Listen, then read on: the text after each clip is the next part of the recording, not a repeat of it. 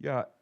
Further to, I was make reference primarily to myth, and now and again also art, and I'd like to talk a bit about Bushman art now, which is this topic of, again, sustained interest on my part in my research. It started again with a project that when I was still in my eclectic years, I was interested in rock art. Bushman rock art, as I said already, is a very beautiful and striking and aesthetically and symbolically rich body of of art that matches, equals whatever we find on the caves in the Upper Paleolithic in France, and it's very and it there's a growing, huge literature grew, great research interest started around Bushman rock art in the 1980s by David Lewis Williams, whose book Believing and Seeing was a very important study.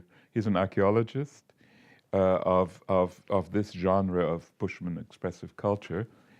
And I read the book and I thought, oh, that's fascinating. I'd like to see some of this rock art. So there's one site in Namibia, the Brandberg. Here's a scene of it. And have you got it? Yeah. That David Lewis Williams hadn't looked at. He looked primarily at the Drakensberg in South Africa, Lesotho. So I thought I'd go to the Brandberg and look at the rock art there, which was relatively at that time unexplored, has been since through the work of Tillman, Lenz, and Ernst in Cologne.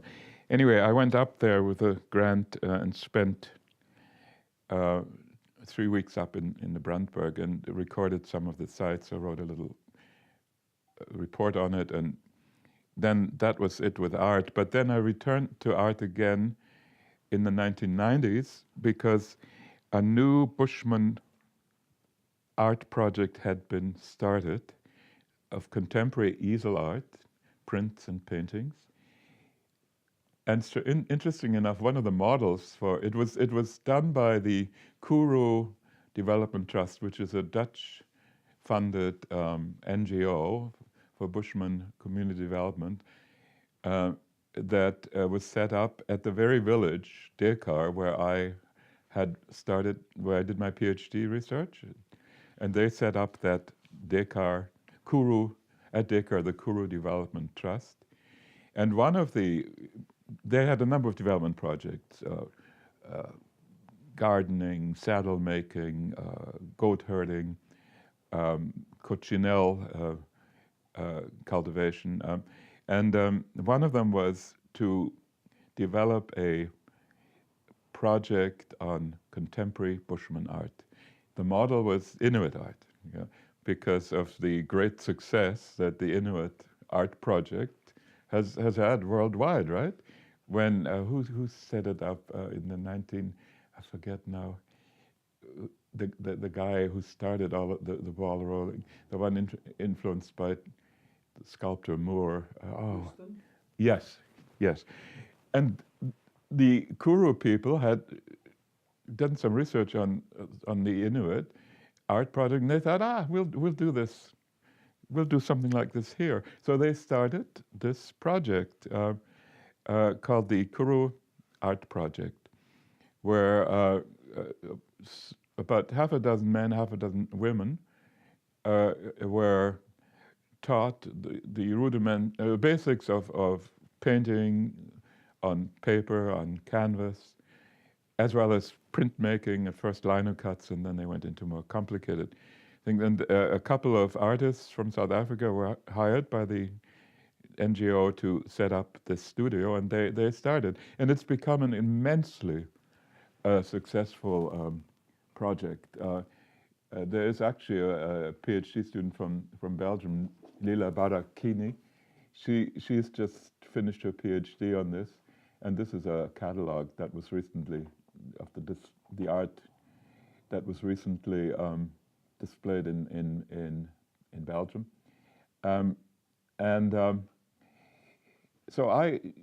in the 90s, I decided, again, got some grant money together, a short grant actually, to do a 3-year study of the art project. Now this coincided also with my interest at the time and involvement in development work.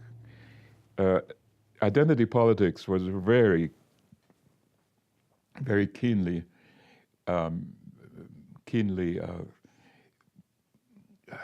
was on everybody's agenda. Yeah, to after the collapse of apartheid, both in South Africa and Namibia and Botswana too, to some extent, but primarily South Africa and Namibia, people, the ethnic group under the apartheid system, oppressed, and were trying to find a space and place in the new South Africa. And so identity politics was really, really keen in high gear. And it also was affected at Kuru, at Dekar, the question of Bushman identity. Who are Bushmen? Who are we? The first people. They named themselves the first people of the Kalahari, which was actually a Bushman San political organization that tried to safeguard the interest of the San people, which were in jeopardy at the time because of Botswana government policies. Won't go into that. So I was involved for a while in development and in the Kuru Development Trust. In fact, I did a couple of reports for them on household surveys. Anyway, that's a long preamble to art. Much of the art that the Bushmen did had to do with identity. The art was a medium to express who we the Bushmen are, what we are, what our aspirations are in the new world, in the new reality, the new brave world of that we now live in.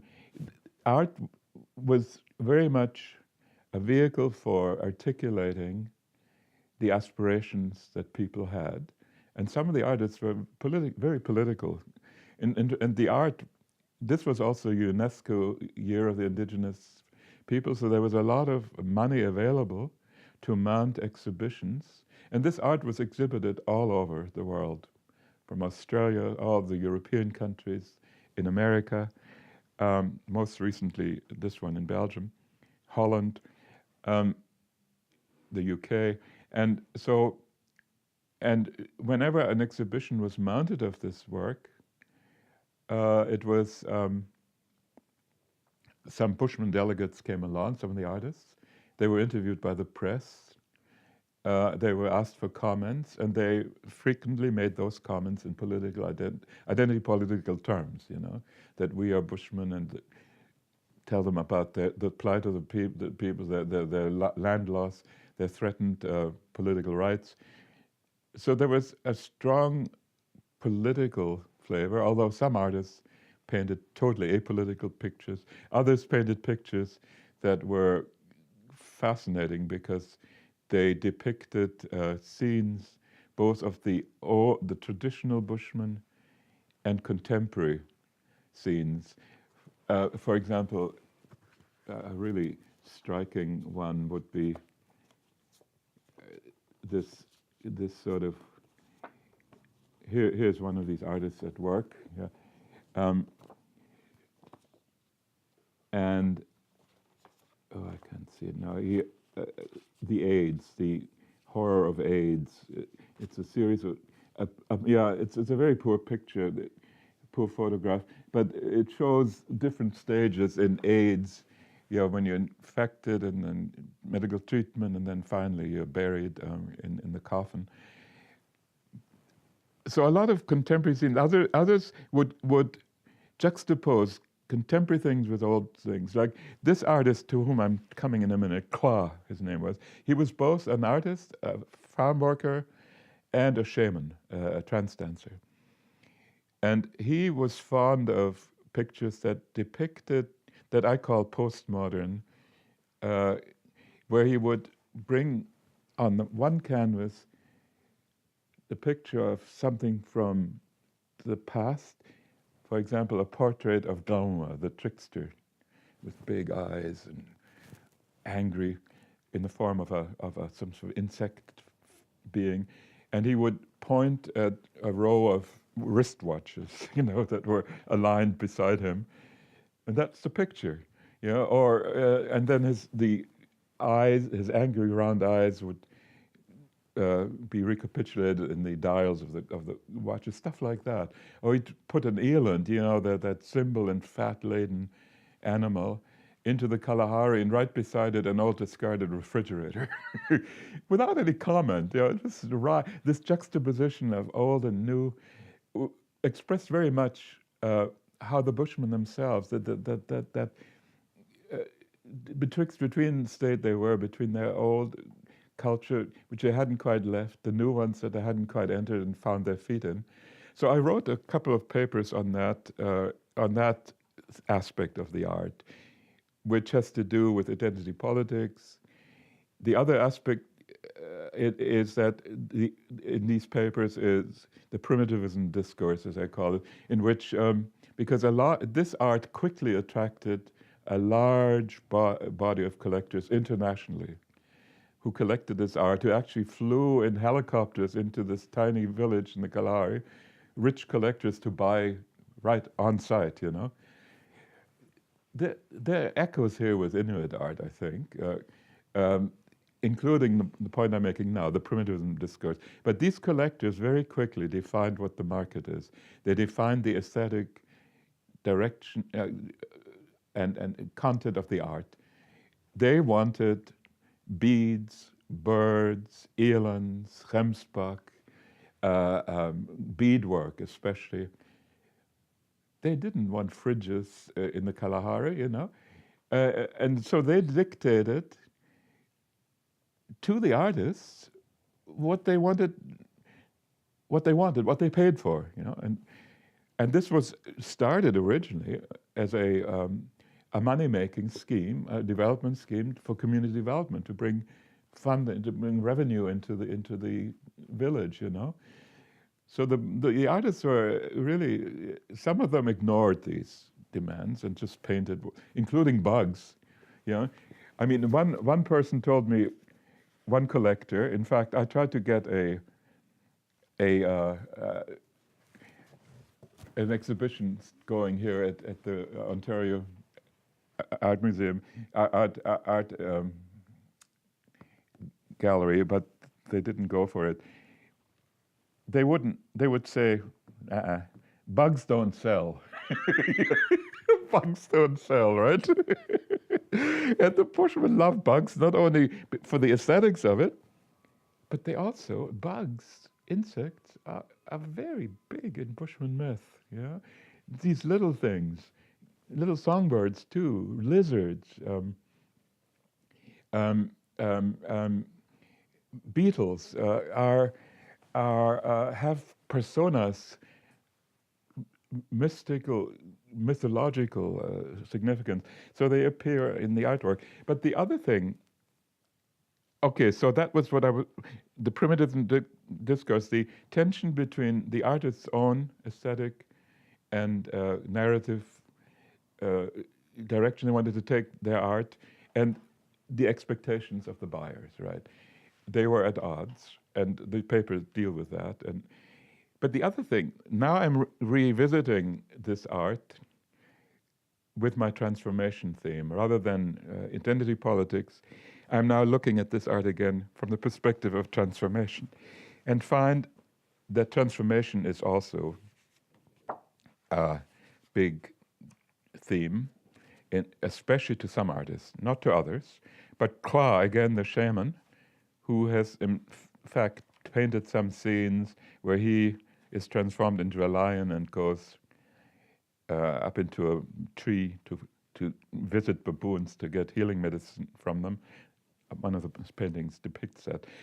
But here's a project, okay, before getting to this image. This book, CASCA,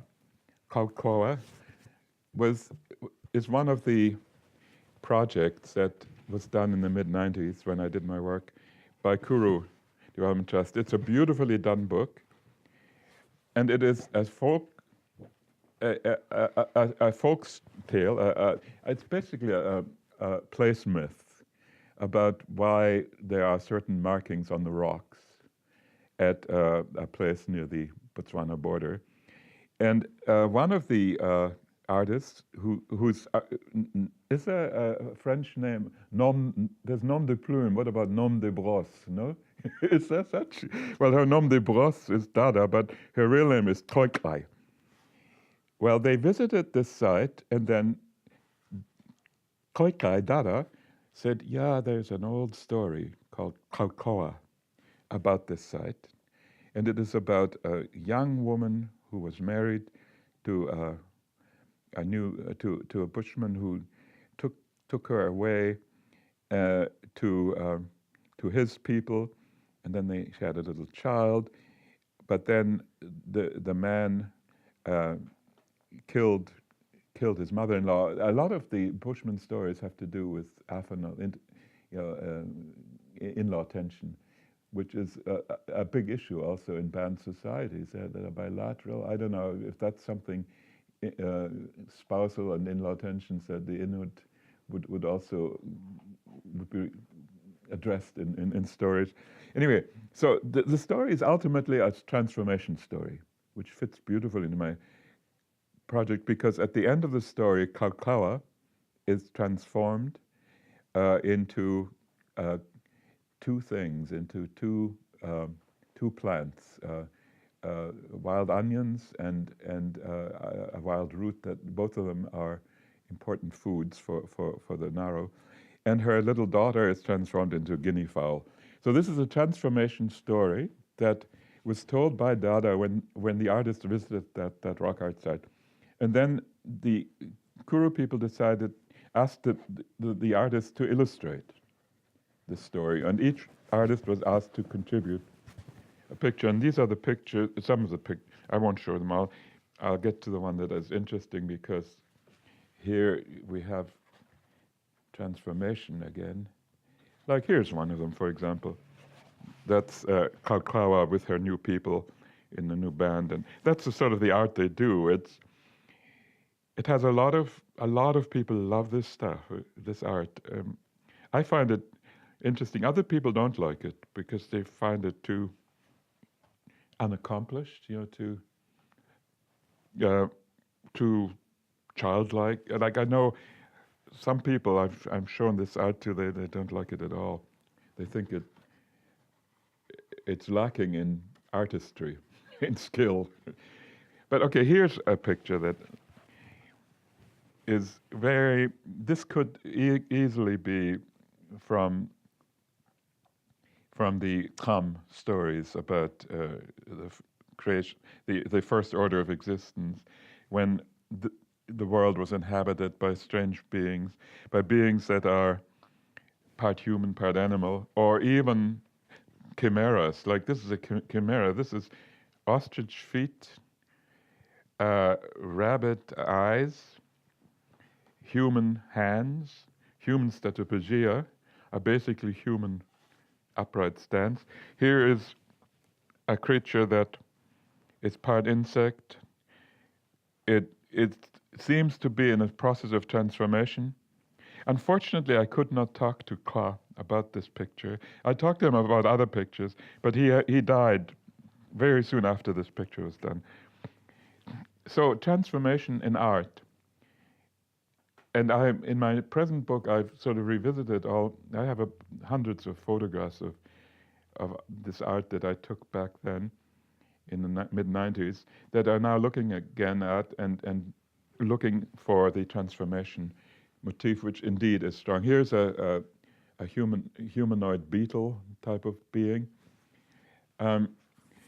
So I'm interested in Bushman art. It started as rock art with my Brandberg expedition.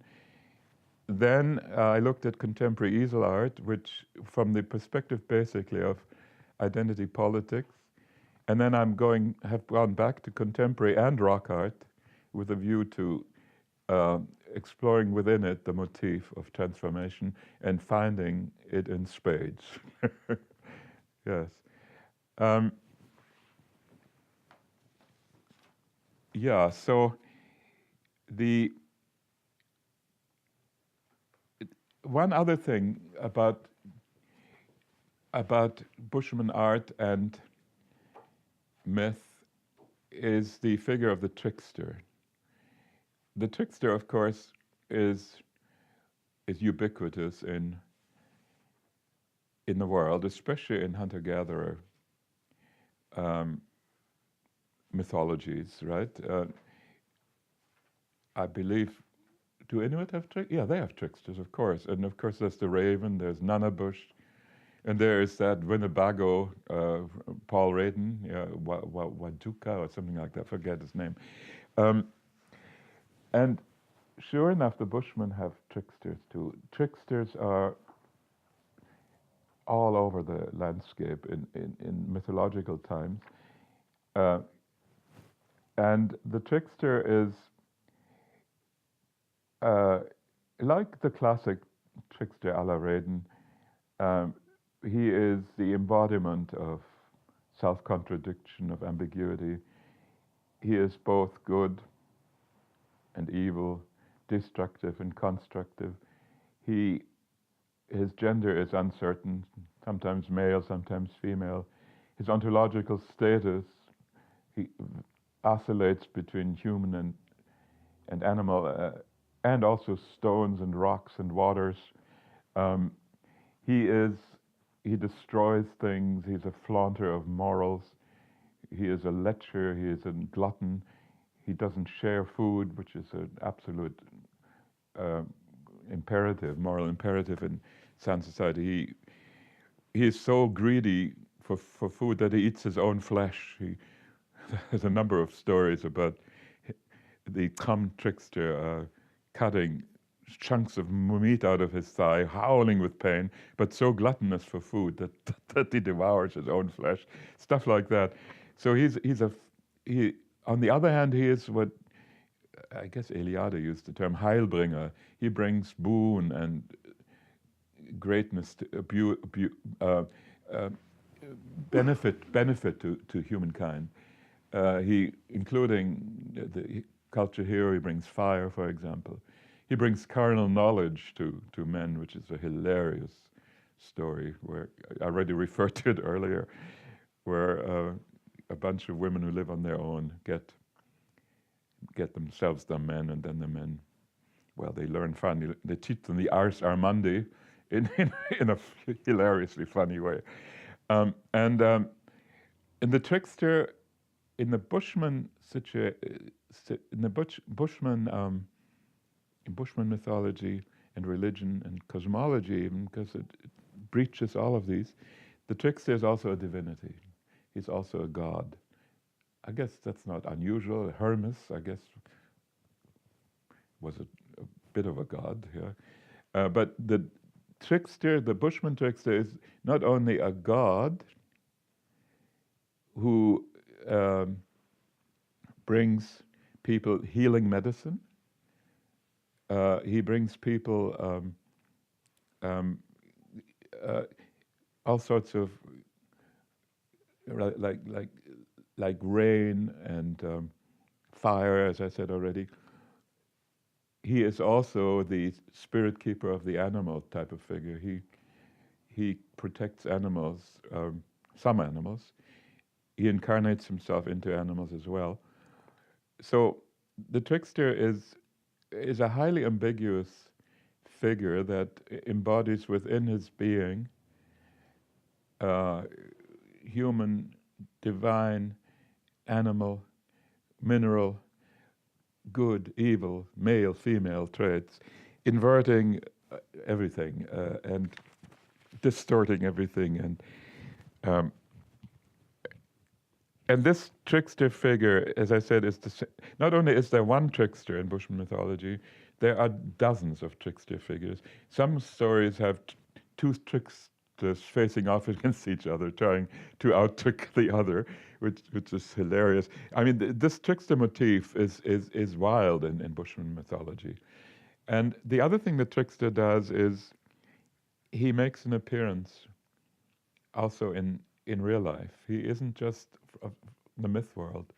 He is found on the farms. The farm bushmen have a huge, and my book collected a lot of those stories, where the trickster figure is actually either in the form of jackals, the coyote, you know, which is interesting because the coyote has it's a trickster figure also in Southern American folklore, Southern American Indians. But he is also, the trickster also appears on the farms, and the dupe, whereas in the traditional stories, the dupe of the trickster is the lion. In the farm set story, the dupe of the trickster is the boer boss. So it's a bit of a protest literature too, you know, in which the colonial overlords are lampooned. But the more important and portentous appearance of the trickster is at ritual.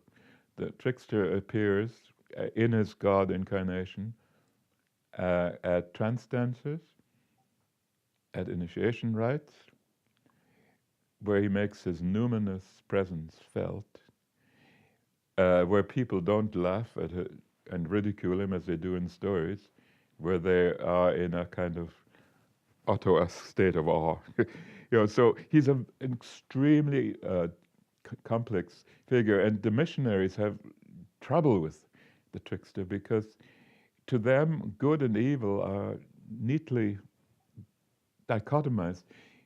They converge in the trickster, so much so that the official entry in the recently published Narrow Bushman Dictionary, Narrow English Dictionary, which is compiled by an Sami Institute of Linguistics linguist and clergyman, a very nice man, very capable guy, terrific linguist. But one thing he has done, and I've talked to him about this, is the entry under Satan is Gawa. And that has backfired on the missionary enterprise